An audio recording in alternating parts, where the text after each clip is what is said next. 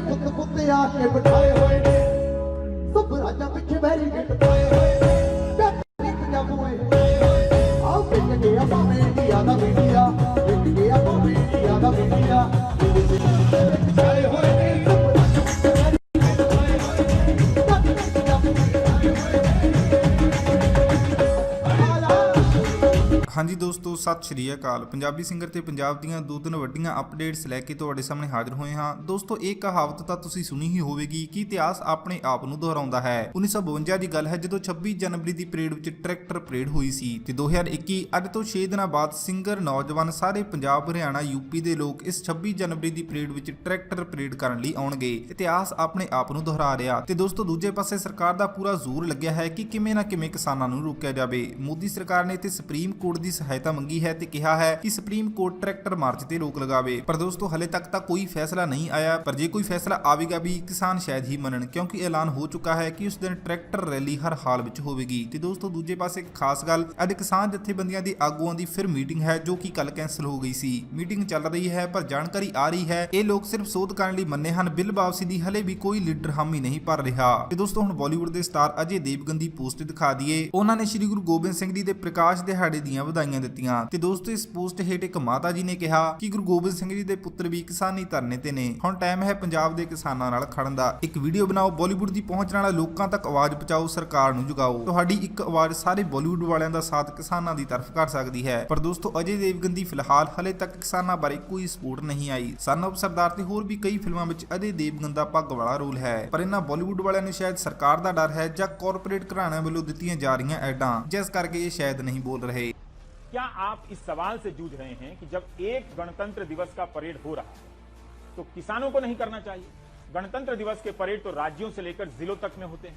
क्या किसी को इसकी चिंता है कि उस दिन गणतंत्र दिवस के परेड के सामने किसानों के ट्रैक्टर परेड की चर्चा ज्यादा हो जाएगी?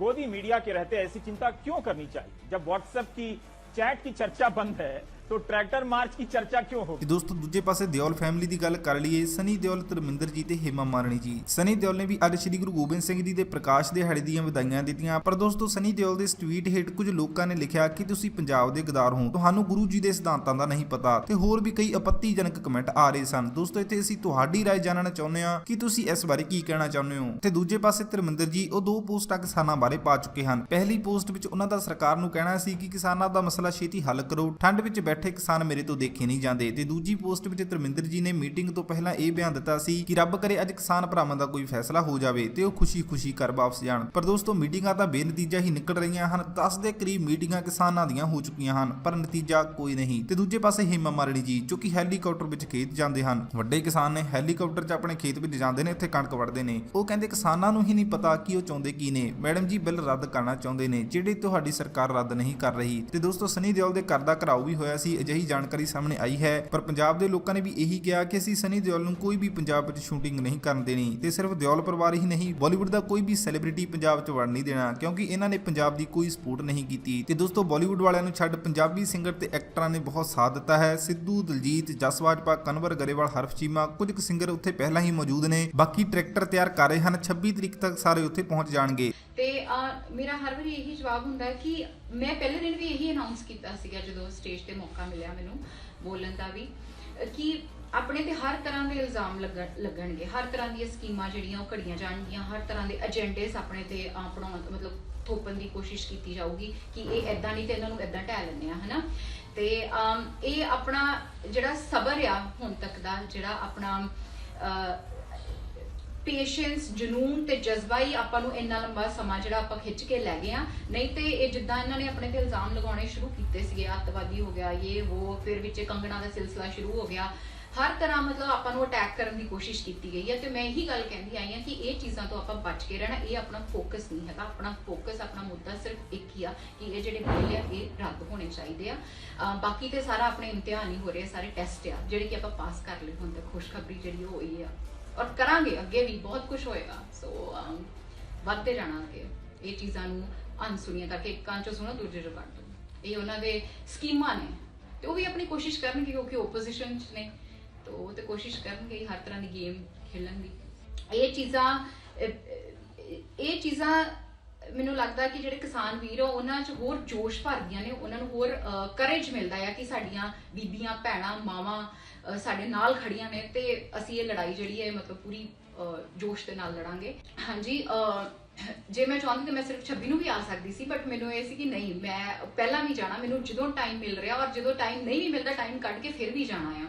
ਸੋ ਕਿਉਂਕਿ ਮੇਰੇ ਨਾਲ ਜਿਹੜੇ ਲੋਕ ਜੁੜੇ ਹੋਏ ਨੇ, ਮੈਨੂੰ ਇਹ ਹੈ ਕਿ ਸ਼ਾਇਦ ਉਹ ਮੇਰੇ ਵੱਲ ਦੇਖ ਕੇ ਤੇ ਉਹ ਵੀ ਆਉਣ ਔਰ ਇਸ ਚੀਜ਼ ਦੀ ਇੰਪੋਰਟੈਂਸ ਸਮਝਣ ਕਿ ਅਗਰ ਕਿਸਾਨ ਨਾ ਰਿਹਾ, ਸਾਡਾ ਅੰਨਦਾਤਾ ਨਾ ਰਿਹਾ, ਤੇ ਇਹ ਗੱਲ ਸਿਰਫ ਕਿਸਾਨਾਂ ਦੀ ਵੀ ਨਹੀਂ ਆ, ਇਹ ਹਰ ਕੋ ਬੰਦੇ ਦੀ ਹੈ ਜਿਹੜਾ ਰੋਟੀ ਖਾਂਦਾ ਆ। ਐਂਡ ਆਫ ਦਾ ਡੇ ਇਹ ਬੰਦੇ ਨੂੰ ਜਿਹੜੀ ਆਪਣੀ ਹਰ ਇੱਕ ਦੇ ਘਰ ਦੇ ਵਿੱਚ ਕਿਚਨ ਹੈਗੀ ਔਰ ਹਰ ਇੱਕ ਉਸ ਇਨਸਾਨ ਨੂੰ ਇਹ ਚੀਜ਼ ਅਫੈਕਟ ਕਰਨ ਵਾਲੀ ਆਉਣ ਵਾਲੇ ਸਾਲਾਂ ਦੇ ਵਿੱਚ, ਜਿਹਦਾ ਕਿ ਅਸੀਂ ਰੌਲਾ ਹੁਣ ਦੁਹਾਈਆਂ ਪਾ ਰਹੇ ਹਾਂ ਕਿ ਗੱਲ ਸੁਣੋ, ਬਿੱਲ ਰੱਦ ਕਰਵਾਈਏ ਆਪਾਂ ਔਰ ਨਾਲ ਜੁੜੋ।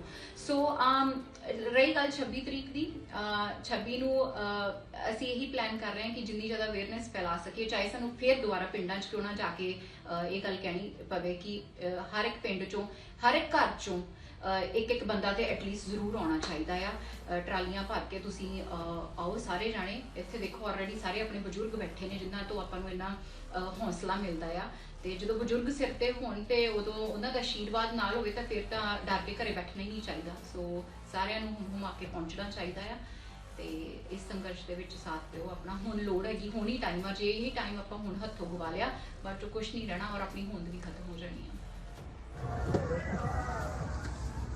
ਪਹੁੰਚ ਗਏ ਇਹ ਆ ਜੀ ਦਿੱਲੀ ਧਰਨੇ ਤੇ,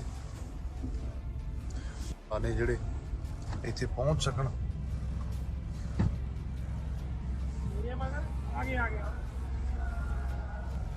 ਤੇ ਮੈਂ ਨੌਜਵਾਨ ਵਰਗ ਨੂੰ ਬੇਨਤੀ ਵੀ ਕਰਦਾ ਕਿ 26 ਤਰੀਕ ਦੀ ਤਿਆਰੀ ਹੈ ਜਿਹੜੀ ਉਹ ਮੇਰਾ ਵੀਰ ਖਿੱਚ ਕੇ ਰੱਖੋ। ਲਓ ਜੀ, ਕੱਢ ਰਹੇ ਨੇ ਅੱਜ। ਸਤਿ ਸ਼੍ਰੀ ਅਕਾਲ ਭਰਾ ਸਾਡਾ ਪਰਮਾਨੈਂਟ ਇੱਥੇ ਹੁੰਦਾ ਧਰਨੇ ਤੇ ਆ ਮੋਟਰਸਾਈਕਲ ਤੇ ਹੁਣ ਅਸੀਂ ਜਾਵਾਂਗੇ। ਤੇ ਅਸੀਂ ਖੜੇ ਆ ਮਨੁੱਖਤਾ ਦੀ ਸੇਵਾ ਸੁਸਾਇਟੀ ਵੱਲੋਂ ਜੋ ਵੀ ਕਾਰਜ ਕੀਤਾ ਜਾ ਰਿਹਾ, ਬਹੁਤ ਵੱਡਾ ਕਾਰਜ ਕੀਤਾ ਜਾ ਰਿਹਾ। ਪਹਿਲਾਂ ਹੀ ਬਾਈ ਤਾਂ ਬਹੁਤ ਵੱਡੀ ਸੇਵਾ ਨਿਭਾ ਰਹੇ ਸੀ ਪੰਜਾਬ ਦੇ ਵਿੱਚ, ਪਰ ਅੱਜ ਦਿੱਲੀ ਦੀ ਧਰਤੀ ਤੇ ਜੋ ਆ ਕੇ ਸੇਵਾ ਨਿਭਾ ਰਹੇ ਨੇ ਬਾਈ ਜੀ, ਅਸੀਂ ਉਹਨਾਂ ਦਾ ਬਹੁਤ ਬਹੁਤ ਧੰਨਵਾਦ ਕਰਦੇ ਹਾਂ। ਸਾਡੇ ਕੋਲ ਕੋਈ ਲਫ਼ਜ਼ ਨਹੀਂ ਹੈਗੇ ਕਹਿਣ ਲਈ ਬਾਈ ਲਈ। ਤੇ ਦੇਖੋ ਤੁਸੀਂ ਲੰਗਰ 24 ਘੰਟੇ ਜਿੰਨੀਆਂ ਵੀ ਚੀਜ਼ਾਂ ਵਸਤਾਂ ਆ ਰਹੀਆਂ ਨੇਗੀਆਂ, ਮੈਂ ਕਹਿੰਦਾ ਕਿਸੇ ਚੀਜ਼ ਦੀ ਪਰਵਾਹ ਹੀ ਨਹੀਂ ਗੀ, ਲੰਗਰ 24 ਘੰਟੇ ਖੁੱਲਾ ਚੱਲ ਰਿਹਾ। ਬਾਈ ਦਾ ਬਹੁਤ ਬਹੁਤ ਧੰਨਵਾਦ, ਗੁਰਪ੍ਰੀਤ ਬਾਈ ਦਾ, ਸਾਰੀ ਬਾਈ ਦੀ ਟੀਮ ਦਾ, ਗੁਰਪ੍ਰੀਤ ਜਿੰਨੀ ਵੀ ਬਾਈ ਦੀ ਟੀਮ ਆ ਸਾਰੀ ਨਾਲ ਟੀਮ ਖੜੀ ਆ। ਬਾਈ ਆਪ ਪੰਜਾਬ ਗਿਆ ਹੋਇਆ ਤੇ ਸਾਰਿਆਂ ਦਾ ਬਾਈਆਂ ਦਾ ਬਹੁਤ ਬਹੁਤ ਧੰਨਵਾਦ, ਪੂਰੀ ਟੀਮ ਦਾ। ਸਾਡੇ ਕੋਲ ਇਹਨਾਂ ਦੀ ਕਹਿਣ ਲਈ ਕੋਈ ਲਫ਼ਜ਼ ਨਹੀਂ ਹੈਗੇ। ਬਹੁਤ ਵੱਡੀ ਦਿੱਲੀ ਦੇ ਵਿੱਚ ਕੁੰਡਲੀ ਮੋਰਚੇ ਦੇ ਸੇਵਾ ਨਿਭਾ ਰਹੇ ਨੇ, ਵੈਸੇ ਤਾਂ ਸਾਰੇ ਮੋਰਚਿਆਂ ਦੇ ਸੇਵਾ ਨਿਭਾ ਰਿਹਾ ਬਾਈ। ਬਹੁਤ ਬਹੁਤ ਧੰਨਵਾਦ ਜਿਨ੍ਹਾਂ ਨੇ ਅੰਦੋਲਨ ਦੇ ਵਿੱਚ ਐਡਾ ਵੱਡਾ ਯੋਗਦਾਨ ਪਾਇਆ। Thank you. ਤੇ ਦੋਸਤੋ ਜੇ ਤੁਸੀਂ ਵੀ ਆਪਣੀ ਕੋਈ ਵੀਡੀਓ ਜਾਂ ਨਿਊਜ਼ ਸਾਡੇ ਨਾਲ ਸ਼ੇਅਰ ਕਰਨਾ ਚਾਹੁੰਦੇ ਹੋ ਤਾਂ ਸਾਡੇ ਇੰਸਟਾਗ੍ਰam ਅਕਾਊਂਟ ਤੇ ਭੇਜ ਸਕਦੇ ਹੋ ਤੇ ਨਾਲ ਹੀ ਸਾਡੇ ਚੈਨਲ ਨੂੰ ਸਬਸਕ੍ਰਾਈਬ ਕਰਕੇ ਸਪੋਰਟ ਜ਼ਰੂਰ ਕਰਿਓ। ਧੰਨਵਾਦ।